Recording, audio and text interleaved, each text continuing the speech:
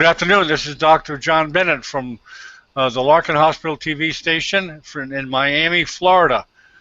Today we have the pleasure of having the CEO of Bestic Incorporated from Sweden, Katharina Borgen-Stierna, MD. I'm not sorry, MD. She's a PhD, right, Catherine? Katharina? No, I'm an Okay. MBA, but Okay, I'm sorry. Well, she'll introduce herself and what she's doing, and we're also joined by a panelist from Michigan, Ven Milbury. Hello, Ven. Hi, Dr. Bennett. How are you doing? Can you tell us who you are and where you're at and Yeah, stuff? I'm Van Wolpuri, like you mentioned. I'm an internal medicine physician from Michigan. I'm glad to be here to learn more about the robotic stuff. Okay, very good.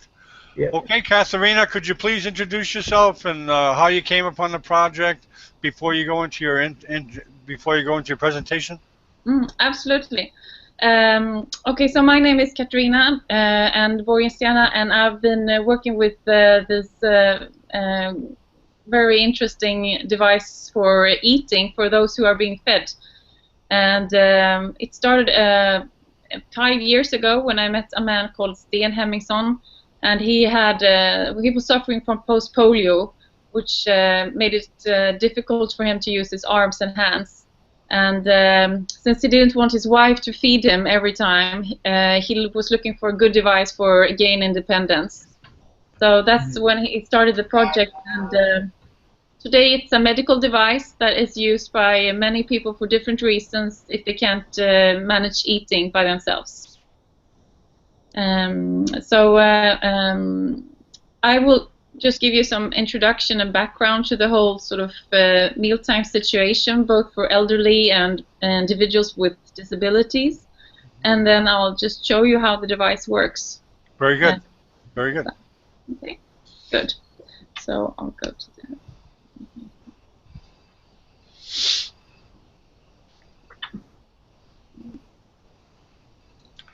Okay, I can see it. I can see it. Fine. Okay, perfect. Starting with eating difficulties in general, I'm just going to go through a little bit about the research, therapy in general, and assistive devices, and to give you the background, because it's quite interesting, the mealtime. It's both the medical reasons we have to eat for nutrition purposes, but it's also a social reasons, a lot of things going on during the mealtime, which makes it a complex area for care services. And as I briefly explained, this whole project was started by this man that you see. I hope you can see him now. His name is Sten Hemmingsson, and his wife. And his vision was that he could eat together with his wife, look her in the eyes, and not having her help just putting food in his mouth. And for him it was very important to be independent and had only about dignity to preserve dignity and manage your own meal. So his story was that when he got post-polio, he suffered from it, and he couldn't use his arms to lift them as much as he would like to. And if we look to elderly, when we grow old, can you see this slide? Many aspects. Yes, we can. Yes. As we grow older, there are many factors which changes our way of eating, both psychological factors, but also it could be physical disabilities in different ways, both motor disorders, cognitive disorders, oral health, perception issues, and also when we get older, we also tend to our taste sort of deteriorates, and we don't have as many senses as strong. And if we're used to living together with someone and they might pass away and we have to eat alone, we eat different. So this whole concept of mealtime changes with age. And all of these factors, they can lead to what we call eating difficulties. And these eating difficulties are sometimes registered and sometimes not.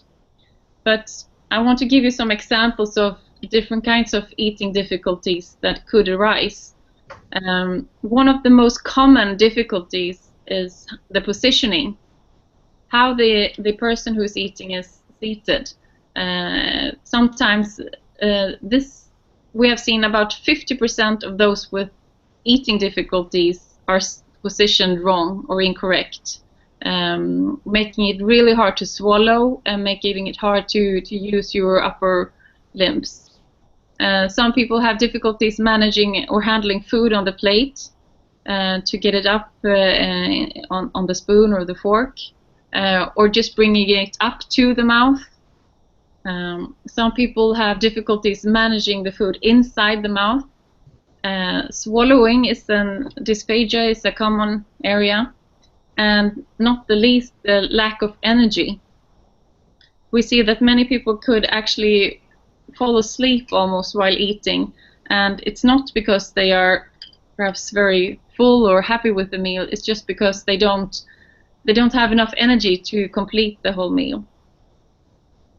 If you look to one study in a nursing home or a elderly care home, there was research showing that 87 of these persons had some kind of eating difficulties.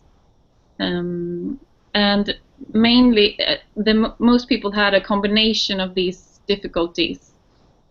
So it's not just one person, one difficulty.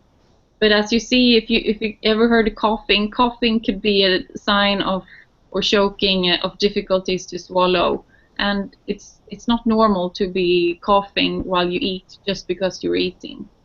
So it's actually quite common.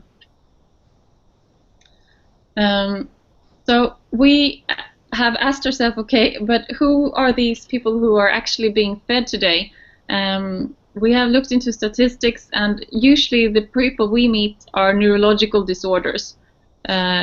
Mainly, for example, ALS group, arthritis, cerebral palsy, Parkinson's, stroke, different brain injuries, also pain, and it's really hard to know exactly the number of how many people are being fed, because it's not usually noted in the patient records. But in a European project that we were part of, they estimated that about 0.2% of the population is being fed for different reasons. And for the USA, this would be as many as 630,000 individuals. So quite a big group that are being fed. And what we know that these eating difficulties, and which feeding is part of, is that they could lead to this negative spiral. If you don't feel very well and you lack an appetite, you may not eat very well, you have a decreased nutritional status, and so on. And if you have a decreased nutritional status, it's much easier for you to get infections, it's easier to fall, and you come into this negative spiral that you really don't want to come into when you are elderly. And what research clearly shows is that eating difficulties, they lead and they contribute to malnutrition. And malnutrition or undernutrition is a serious problem in the society, and it costs enormous amount of money. And for those patients, if you stay in a hospital, the cost arises when, even if you come home from a hospital, you usually come back much quicker to the hospital. If you don't have a good nutritional status, you tend to stay much longer inside the hospital, and it's as I said, when you come home, it's easy to come back. So it's really important to work with eating difficulties to address malnutrition. When we are out discussing with nursing home or individuals with disabilities, we're often getting the question of the robot issue. And care staff can be quite frightened, actually, of the concept of having robots and taking over, a hostile takeover of the nursing home. and they see all this Terminator Hollywood pictures in front of them, and can be afraid that this is something difficult. What I usually say that for us, an eating device is not about a robot automatically putting a lot of food into the mouth. It's not. It's an eating assistive device, and it's for everyone who are just interested in eating by themselves. So you're not being forcefully fed. It's only about those who wish independence. And what we see is that for those who are being fed, sometimes if we look for home care staff, they might have 30 minutes to prepare the meal, serve the meal, feed the person, and clean the dishes. And 30 minutes is not a long time if you also have eating difficulties. So it's not always as positive to have, oh sorry, I got out of it. To have lots of staff feeding you. And I also want to draw a parallel into the assisted devices for mobility, which has a much wider range of tools to use, depending on your need of support. If you have low degree of need of support, you can use a stick, for example, or a walker. And if you have a higher need of support, you have an electronic wheelchair, which is not really strange today. It's quite common. It's not about the chair taking over. It's about giving a various degree of support. And in parallel, with eating, it's only very simple tools are being used today, like thick cutlery or plates with a special edge, cups. And then if that doesn't work, you have to go to a manual or a person, individual feeding you. Can you see me changing slides? I'm just checking. Sure. Yeah. Good. So what is important is that this device, it's called Bestic. It's Swedish for cutlery, and it means that it's the user who operates it. So by at least pressing a button, you control the spoon. And for most people, it takes around a meal time to know how to operate it. And it's a small device. It weighs 2 kilos, and you can bring it with it to restaurants. You can eat with it outdoor. And Sten wanted it to look very nice to put on a table, which is set. So like a kitchen aid or kitchen tool. And so it's designed to be compact and easy to bring. And here are just some examples of joystick or buttons that you use to control it. And we've made 2 major studies for evaluation, one in Denmark and one in the US. And what is very clear, and for all the feedback we've had so far, and we've had more than 250, 300 devices out today, is that the users are usually very happy. Most of them say, "Oh, it feels so much more dignifying. I feel like a human again, and I'm able to have a private conversation. I can eat more. It tastes better when I'm eating by myself, and it just gives more confidence and a higher quality of life to decide your own pace." And from the caregiver's perspective, they also could say that, oh, well, actually this creates less stress, because the working environment can be quite stressful around the meal times with a lot of things going on. They also said that it was more equal communication between the resident, the user, and the staff, because it just makes it easier to communicate while eating. But they also say it does require a positive attitude for management and care staff to be successful. And in this case, this was a project with the Good Samaritan Society, and they said that, well, actually the total duration of the mealtime, in fact, also decreased. What we've seen is also some medical benefits, that many users say that it's easier to swallow, less coughing, and actually eats more nutrition. So again here, 98% of these users thought it was a good device, a good invention, and that the device worked very well. And they thought it was very enjoyable to not to be fed too fast or too slowly. I can give an example where they say that, for example, I can see on the caregiver's face that they are actually thinking about other things than me while they're feeding me, and it's a bit stressful to see that. So what we have worked with also is a lot different professionals surrounding the meal, and just acknowledging that the mealtime is actually quite complex in care. It's, as I said, both a medical responsibility and a social responsibility, and a lot of professions involved. We have a dietitian giving directives on what kind of nutrition. We have a speech therapist involved. We have dentists, can be an occupational therapies, different assistant, nurses, physician, relatives, and more.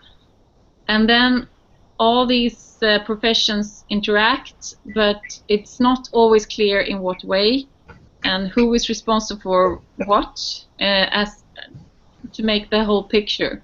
And sometimes we also forget to ask the individual what their needs, interests are. So we have been working a lot to create a holistic view of the mealtime, to work from 7 different perspectives, and have developed also a quality tool to measure this. I will not go through this all in detail, but just to clarify responsibilities, review the seating and the positioning to come close to the table, to have a good oral health, mouth health, nutrition, as I said, to always discuss and lift the issue of independence is important. And for social aspects, some individuals have difficulties to have a conversation and eat at the same time. We know, for example, with Parkinson patients, they can have real difficulties of talking while they're eating, and may need to be quite alone while they eat. And also that the whole mealtime can appeal to all the senses. So this is an example of a very happy person called Chad. He had a spinal cord injury when he was young, riding a bicycle, and has very high, I think it's C4 injury from the neck and down. And he was so happy from the age of 35 that this was the first time he'd been able to eat by himself in 18 years, which means a lot. So our work is just to create a positive experience based on all these aspects around the mealtime. And we work with all these fantastic care professions to provide this and help them with services and training programs. So now I'll go back and show you how the device actually works. Okay, very good. Good. Good. So this is the device. It's an arm which has a spoon, comes down, and before you start to eat, you set the spoon to be comfortable for you to take the food with your mouth. Mm-hmm. I will show you. I press the button. There's a button here. When I click it, the spoon comes down to a plate and starts to rotate up and down. When I press again, the spoon moves to the side. Oh.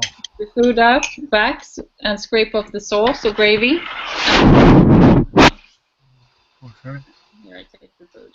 Very good. So if you can press one button with any part of your body, it doesn't have to be your finger. Okay. You work with head, shoulders, toe, knee, whatever you have that you can control or move. And if you have tremors, you can place this button underneath the table, for example, and wherever you feel comfortable. So I will show you again. I pressed it once. Okay. Comes down.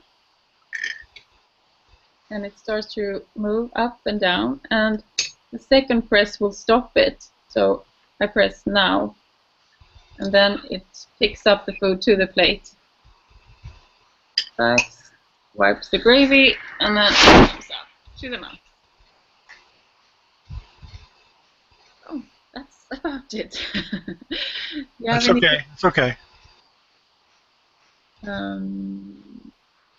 The device looks like this. Okay. And you just put these two sort of feet. Mm-hmm. I call them feet next to the plate. Okay. So you set them to the plate, and this is just a normal plate with a not anti-slip mat. You put the plate here. You have the food. You have the button. You press it. The spoon comes down. Starts to move. And then when I select the meatball I want, I press again to get it. Mm-hmm. Okay. So it doesn't require any technical installation. It doesn't a lot at all.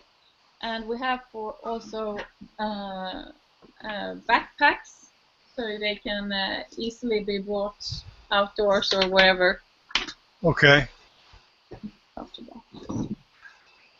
Very good. Very good. So that's it. Okay. Very good presentation, Katharina, for something that seems to have a tremendous amount of need for many, segments of the population, like elderly and neurologically damaged people. Yes.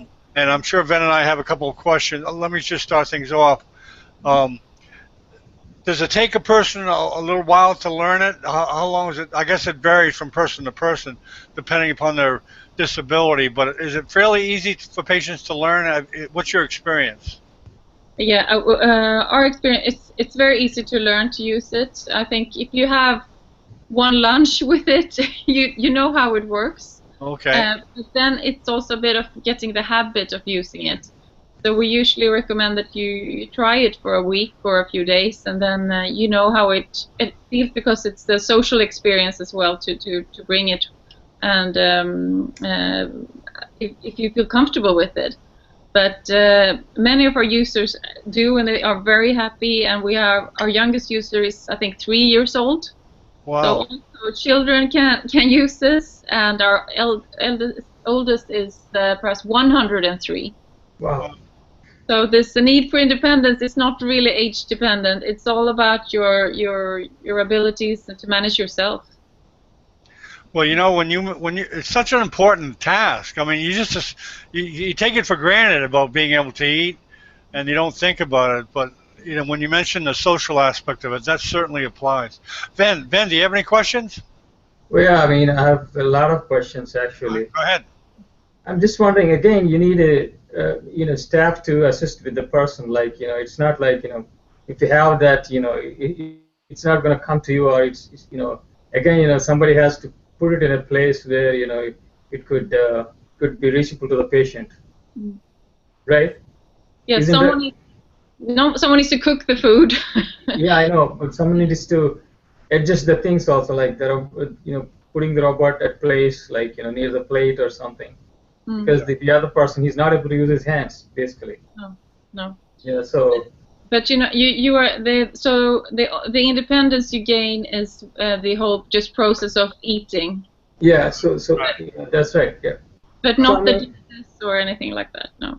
I mean, again, it's like there are a lot of limitations with this, right? Like the food has to be like prepared in certain way so that it could fit in the spoon or whatever. You can't eat different kinds of foods. Like suppose if you go to a hotel. Yeah, you can eat. I mean, hamburgers are difficult, but right. As long as it's a spoon size of food, anything that we can manage to eat with a spoon can be managed by this device. But most people who are being fed are actually already being fed by a spoon. It's not very common to be fed with a fork or like that. So you can have soup, you can have pieces. We have persons are seated in front of the TV in the afternoon. They can have a snack in front of the TV, which they couldn't have previously. Just to have some potato chips or candies could be quite valuable when you're never able to eat by yourself. Okay.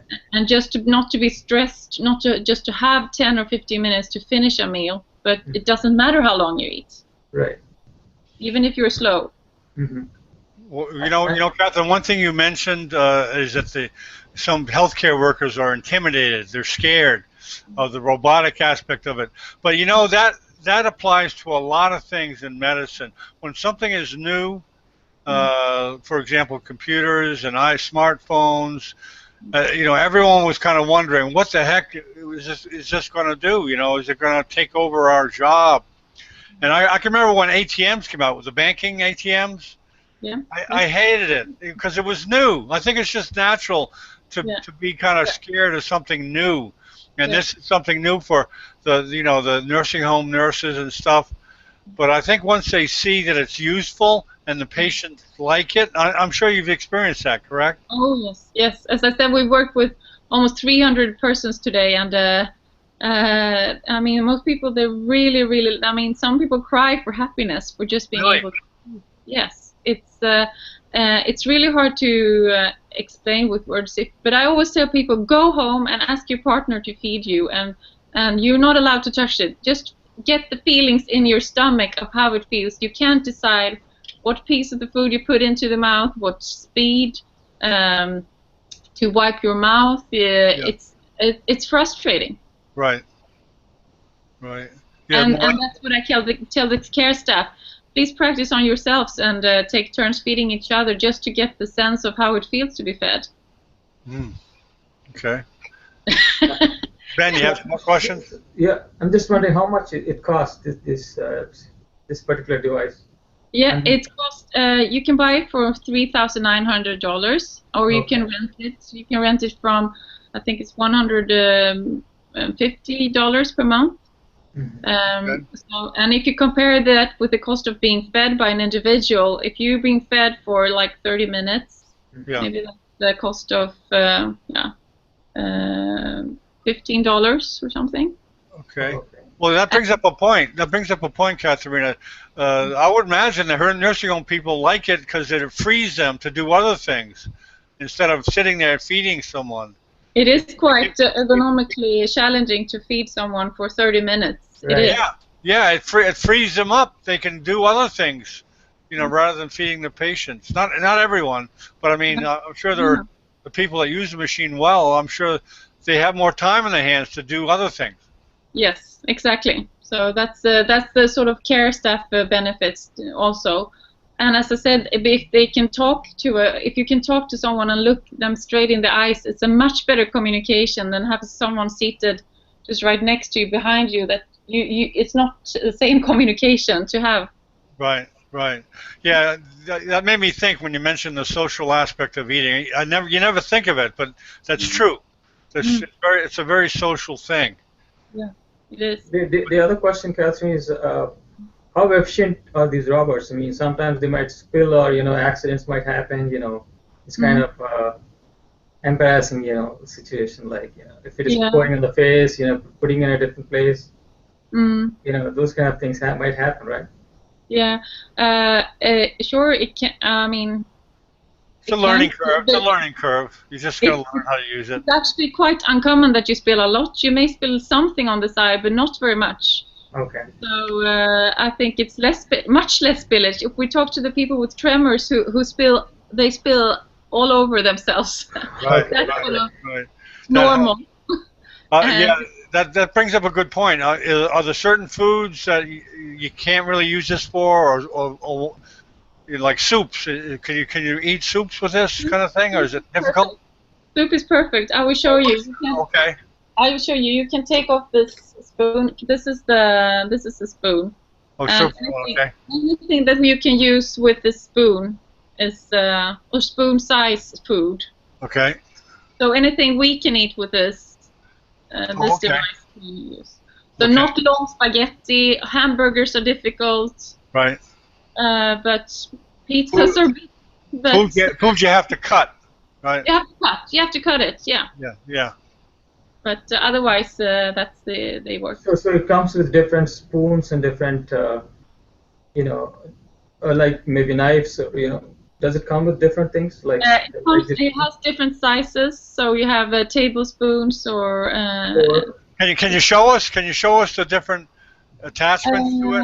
Do you have them with you or no? No, I don't have them with me, Okay, unfortunately. okay, that's okay.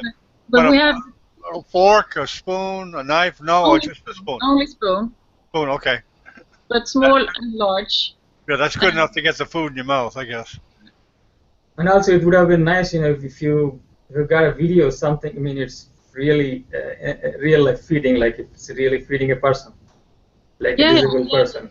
We have some videos on YouTube for different users who are eating real food. So you can go on YouTube and search for Bestic, and you will see a couple of videos there for people. Okay.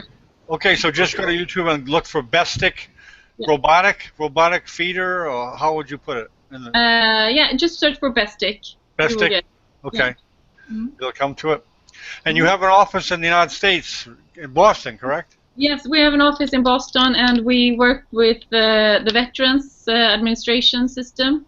Unfortunately, we have a lot of veterans with neurological disorders and damages, so we are happy to help those who are interested. We also work with the ALSA patient organizations. ALS is a big group for us. We also work with children with cerebral palsy, so that's quite common. And we participate in conferences in Florida. We will be in Florida, Orlando in August, end of August. Okay. And also in San Diego in November. Okay, yeah. Florida has a very high elderly population here. A lot of nursing homes here. Yes. So I imagine that's your number one market, correct? Actually, it's more home residents who lives at home. Oh, people that are homebound, like neurological disorders that are homebound? Yes, that's our most common. But we will see. I mean, this could be actually used in hospitals also. Right. And we saw some people with the stroke coming out of the hospital. They may just need support for a period of time, and then they improve. But while they need it, they actually tend to eat more food, and it's really important for neurological patients to have a good nutritional intake. Has this been on the market very long? No, it's been out for about 2-3 years. Oh, okay. So, do you have any hospitals that buy them, or is it strictly private people? It's usually either as the VA system or, for example, patient organizations or rehabilitation facilities. Oh, okay. Yeah, that would be a big client, the VA system, if you could get them as a client. Yeah. They're all throughout the United States. Yes. But, yeah. Very good. Go ahead, Ben. I got another question. Yeah. I mean, how can it help with somebody who is, having problem with dysphagia? I mean, like if he can't swallow, putting the spoon at mouth, it's not going to help him, right? No, it doesn't change in itself dysphagia. If you have dysphagia, you have dysphagia. So right. No way of curing that. Yeah. But you mentioned, in the list, like you mentioned, yes. People with ALS and those kind of people. Yes. And the reason is, I will show you why. I will take off the spoon here and show you. If you are being fed, many people who feed others put the spoon in and then they pull it up and they scrape the food off behind your front teeth. So most of the food ends up in the top of your palate, which makes it hard to chew and swallow. That's right. You can't control the volume. Here, the spoon just sits in front of you, and you yourself have to move your bite mouth. it. Okay. And when you bite it, you get the food down on your tongue, which gives you much better control of the volume and the speed, so you can manage swallowing much easier. You're right.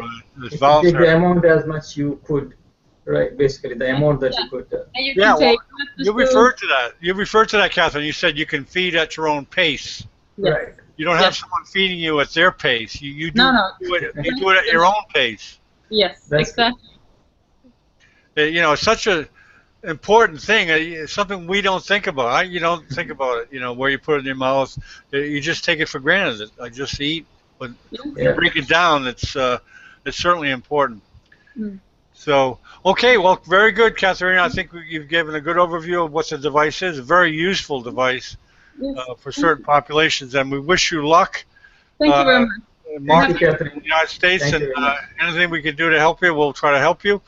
And thanks for coming, Ben. Thank you. Thanks for having me. Thank you very much. Keep us up to date of any new developments. Absolutely, I will do that. Thank you. Thank you. Thank you. Bye.